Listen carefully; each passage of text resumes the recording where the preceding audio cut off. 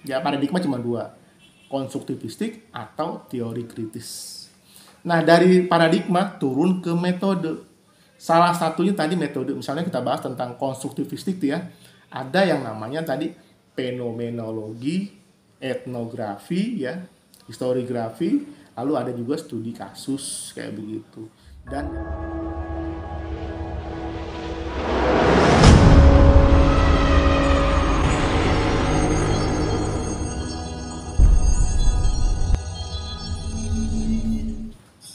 Assalamualaikum warahmatullahi wabarakatuh. Waalaikumsalam warahmatullahi wabarakatuh. Ya, alhamdulillah kita ketemu lagi di seri perkuliahan metodologi penelitian kualitatif. Ini pertemuan tatap maya kita yang ketiga setelah yang pertama, kedua, dan ketujuh. Dan yang sisanya 4 kita lakukan secara web learning kayak gitu. Dan sampai hari ini saya kira sudah, ini beda dengan kuliah-kuliah kita yang dulu ya.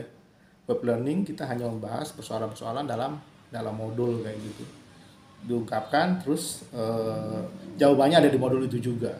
Tapi kali ini di mata kuliah metodologi penelitian kualitatif itu memang asli harus memikirkan ide-ide baru kayak begitu. Jadi progresnya itu adalah ini semacam puzzle. Dari pertemuan 1-2 masih penjelasan, pertemuan 3 tuh di forumnya itu sudah mulai menjawab pertanyaan-pertanyaan yang bila dikumpulkan ini akan menjadi rangkaian sebuah outline penelitian kayak begitu. Jadi sampai UTS tuh luarannya adalah outline sebuah proposal penelitian. Nah, nanti puncaknya pas UAS maka sudah bukan lagi outline tapi sudah menjadi sebuah proposal penelitian. Tadi sudah kita singgung tuh kalau misalnya ini sesuai rencana gitu ya, sesuai rencana.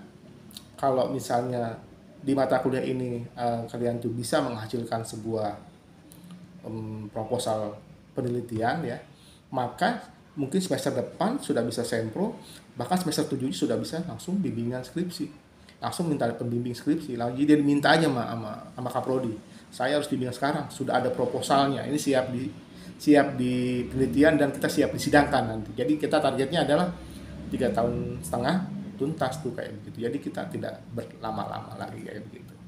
Itu kira-kira dasar utamanya atau latar belakangnya kayak gitu. Jadi ini yang saya jelaskan adalah dari pertemuan 1, pertemuan 2 kita sudah kupas tuh tentang bagaimana karakteristik dari penelitian kualitatif ya.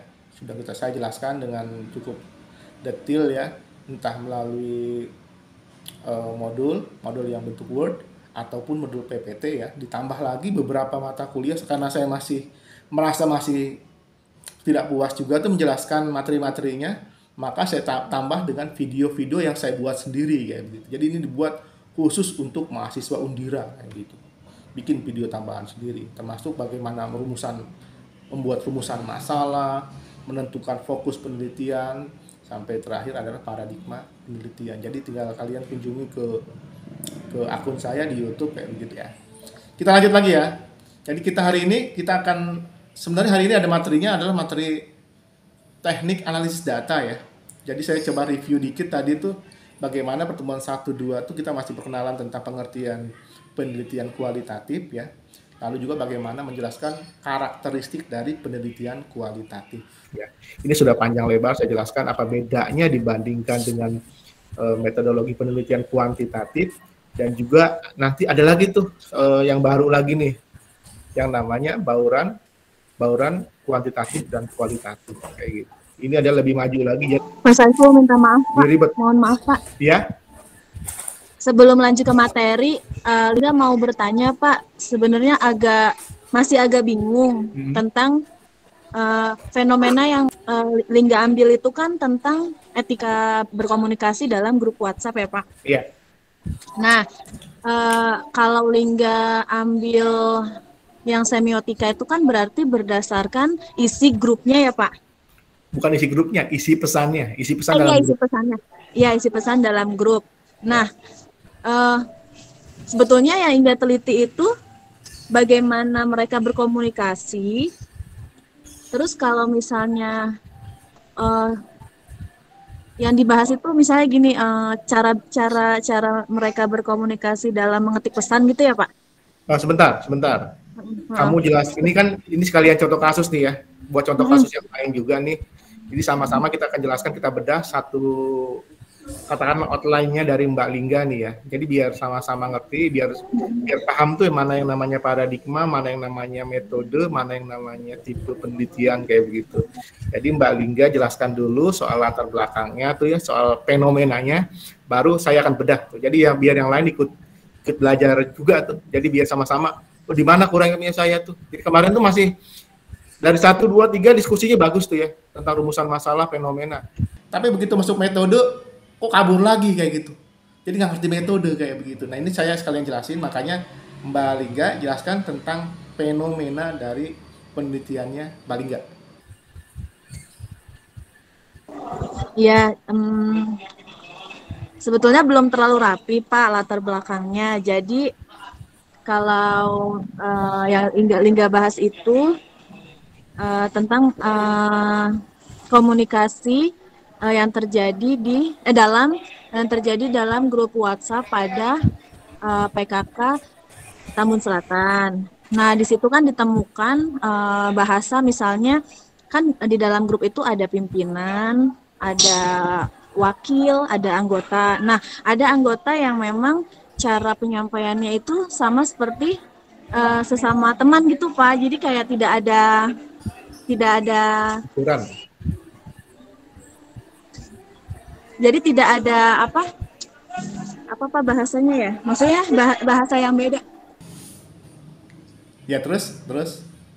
Ya, jadi intinya nah, justru sebenarnya Lingga tuh bingung Pak. Jadi Lingga tuh meneliti etika dalam berkomunikasinya itu, yang Lingga angkat itu cara mereka mengetik pesan yang tidak ada bedanya antara staf dengan pimpinan. Jadi maksudnya gini, misalnya ada yang menyampaikan informasi tentang pertemuan gitu Pak misalnya. Terus ada staf yang membalas dengan aku misalnya apa ya, aku nggak bisa nih soalnya aku banyak pekerjaan rumah. Seharusnya kan itu nggak boleh gitu Pak, karena kan itu seperti tidak profesional gitu.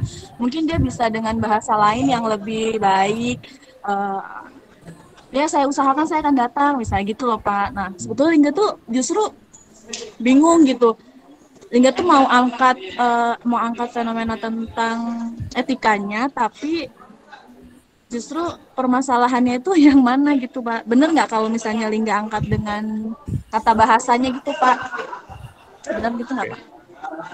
Nah jadi gini, ini buat gambaran juga buat semua sama-sama nih ya. Fenomenanya ini adalah soal komunikasi di sebuah kelompok, komunikasi kelompok sebenarnya nih ya, wilayahnya ya. Komunikasi kelompok melalui media, namanya media WA kayak begitu ya, grup WA.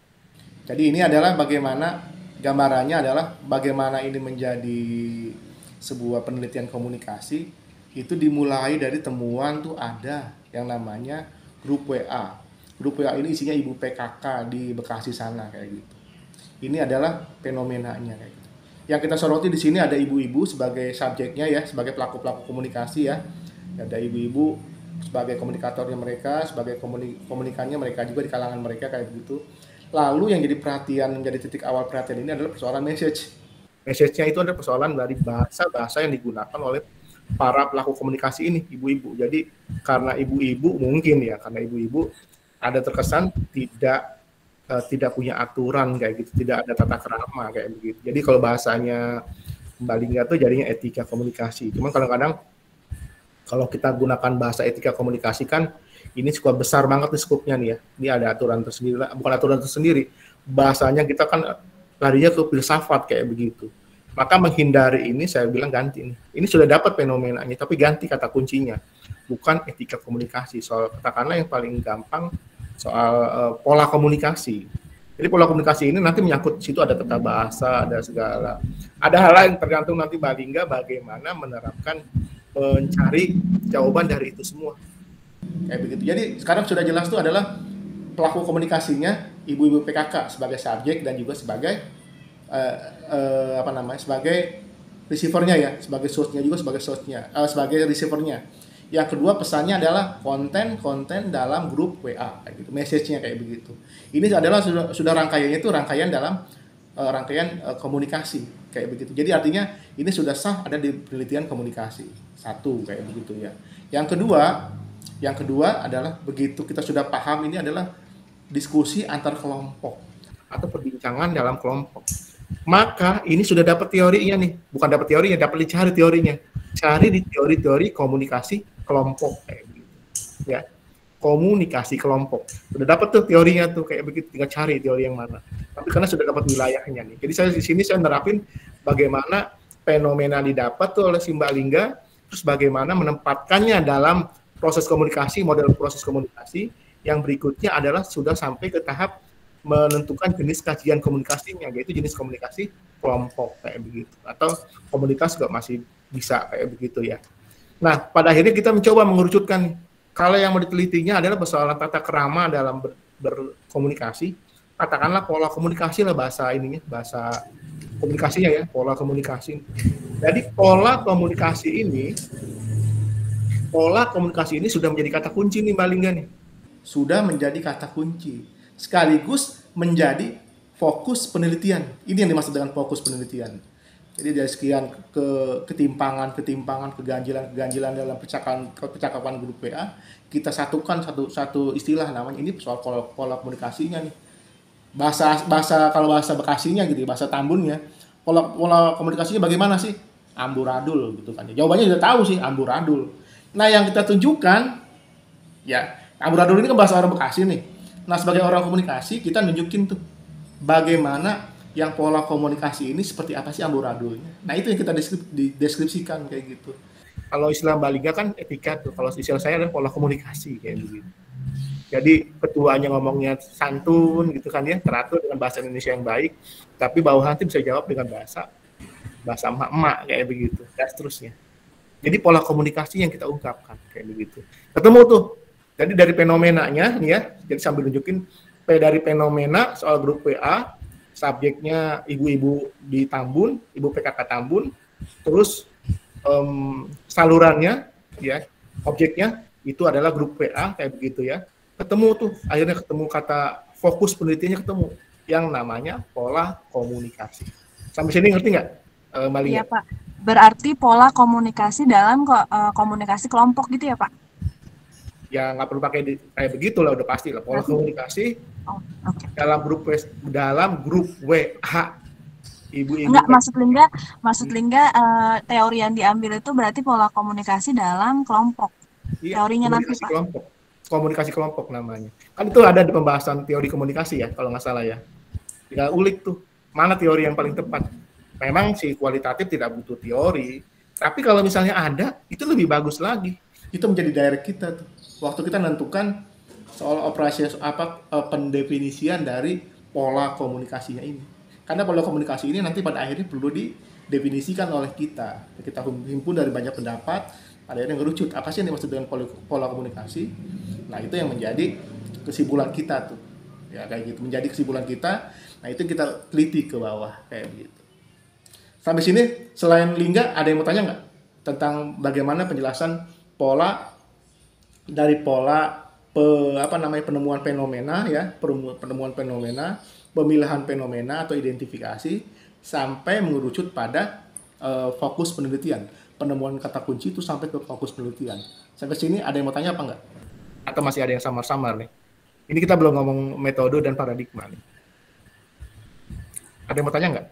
Yang kasus saya, Pak. Ate abis ini. Ini belum kelar nih. Satu lagi nih. Ya. Lingga udah paham Lingga ya? Lingga? Sejauh ini sudah Pak. Nah. Pertanyaan Lingga sudah terjawab oleh Bapak. Terima kasih. Belum tuntas tuh. Kamu masih ada beban lagi tuh. Nentuin metode penelitiannya.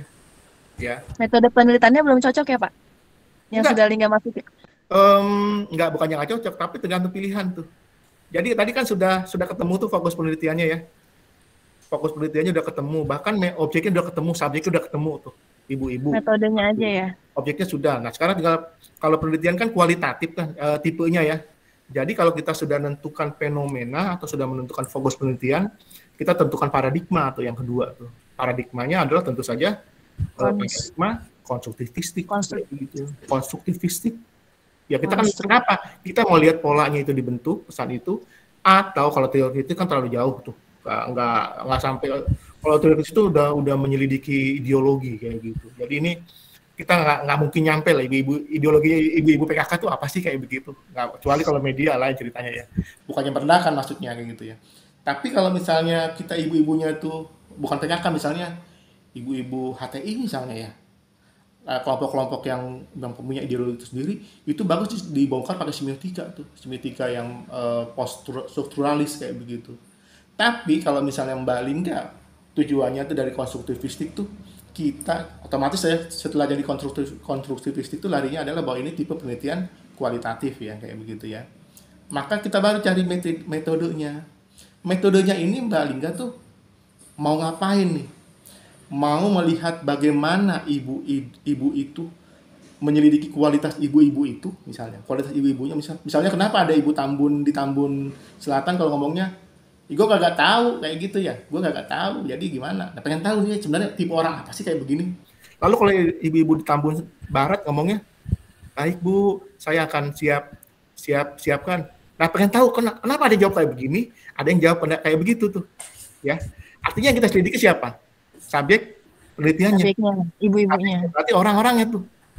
Nah, itu jatuhnya bukan di semiotika tuh, jatuhnya adalah studi kasus. Studi kasus. Iya. Studi kasus. Kalau studi kasus cenderung pada orang-orangnya kayak begitu. Atau kalau misalnya lebih luas lagi ke fenomenologi, tapi ini agak luas ya, Pak. Bukan luas ya, agak susah juga sih. Maksudnya perlu waktu sabaran yang sangat tinggi. Kalau saya cari gampang studi kasus aja. Bagaimana studi kasus pola judulnya nih ya. Langsung catat boleh nih. Boleh. Saya diketik di note Pak. Monggo Pak. Terima kasih banyak. Studi kasus, pola komunikasi. Di grup WA ya, grup WA. Pada grup atau di grup Pak? Di grup atau dalam grup. Oh dalam grup WA. Ibu siapa tuh? Anggota atau warga PKK Kelurahan Tambun misalnya. Kecamatan Tambun. Udah terjawab tuh. Dari depannya kita pilih nih ya. Studi kasus, pola komunikasi dalam grup WA warga PKK Kecamatan Tambun. Studi kasusnya adalah metodenya. Satu tuh, sudah terjawab tuh rumusnya kemarin ya. Terus pola komunikasi adalah fokus penelitiannya. 2, terjawab tuh ya. Terus siapa tadi subjeknya? Tadi itu. Ibu. Oh iya, warga PKK. Warga PKK-nya. Subjeknya. Terus malah ada objeknya. Apa objeknya? Si grup WA. Nih, 4. Jawab malah ada 4 di situ, 4 elemen. Jadi judul udah penelitian kayak gitu. Ngerti nggak sampai sini? Yang lain kira-kira kalau misalnya ini contoh kasusnya bagus nih. Jadi akhirnya saya nggak jelasin yang lain dah, pokoknya contoh kasus aja. Linda paham ya? Nanti tuntas ya. Ini kamu sudah dapat bukan cuma rumusan masalah tapi judul. Tapi kalau nanti jadi rumusan masalah, iya, Pak. Begitu jadi rumusan masalah, tinggal tambah kata bagaimana tuh. Bagaimana studi kasus pola komunikasi dalam grup PA warga PKK Kecamatan Tambun tanda tanya. Jadi rumusan masalah. Judulnya bagaimana studi kasus dalam grup PA. Gitu, studi kasus pola komunikasi dalam grup PA warga PKK Kecamatan Tambun kayak gitu. Berarti sudah jadi rumusan masalah ya Pak? Kenapa? Iya sudah jadi rumusan masalah. Kamu udah lulus. Terima kasih banyak Pak Saiful. Yang ngasih jawaban saya. Yang lain kira-kira dari sini ada clear gak nih?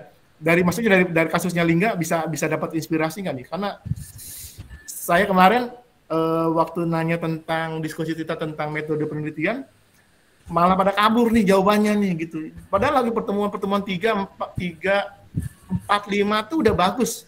Rata-rata sudah dapat kayak gitu, Pak Catur udah dapat, Pak Agus sudah dapat. Saya nggak tahu, Eka lupa saya. Kalau yang lain ada beberapa yang sudah mulai ketemu juga kayak begitu.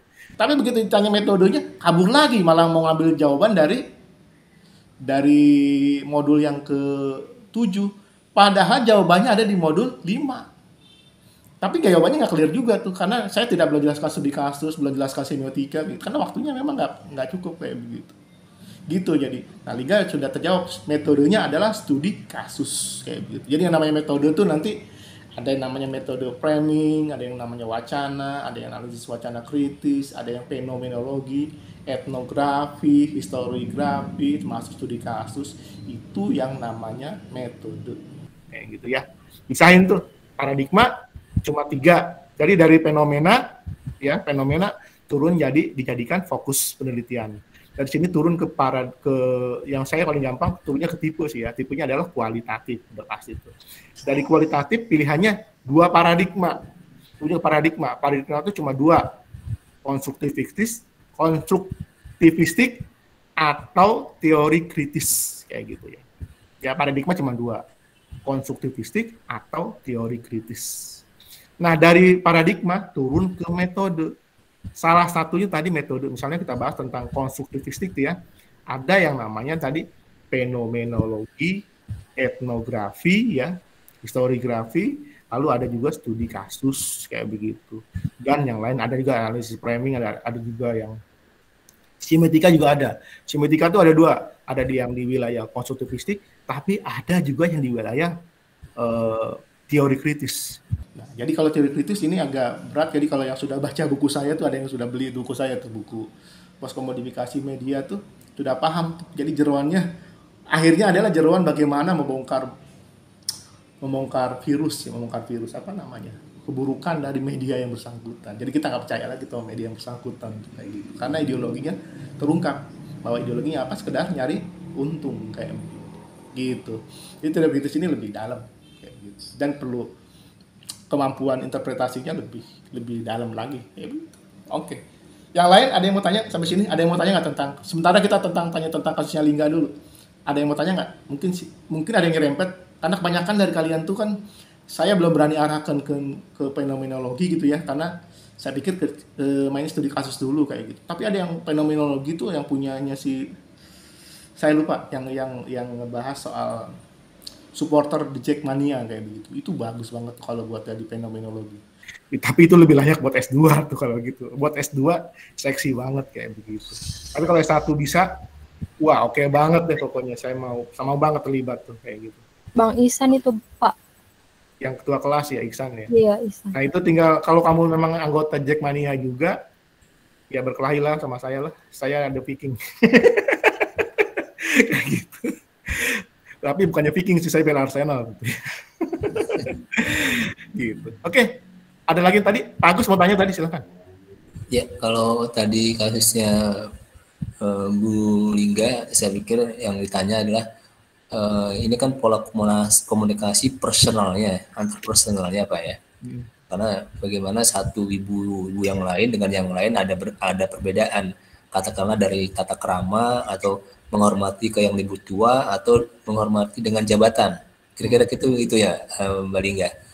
Nah, cuman saya di sisi lain kalau dari sisi komunikasi interpersonal itu sendiri seperti itu yang mau diteliti, ada nggak Pak pola komunikasi yang bersifat bahwa melembaga gitu. Oh ya, PKK itu ada suatu tatanan komunikasi yang perlu didesain.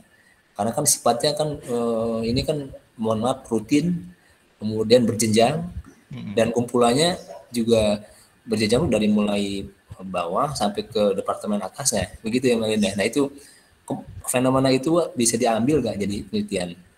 Bisa. Pada akhirnya kan memang kita akan menjadi pembuktian nih. Kan kalau misalnya secara teori kan polanya komunikasi kelompok memang adalah ketidakteraturan, karena mereka ketemunya kan masih ketemu.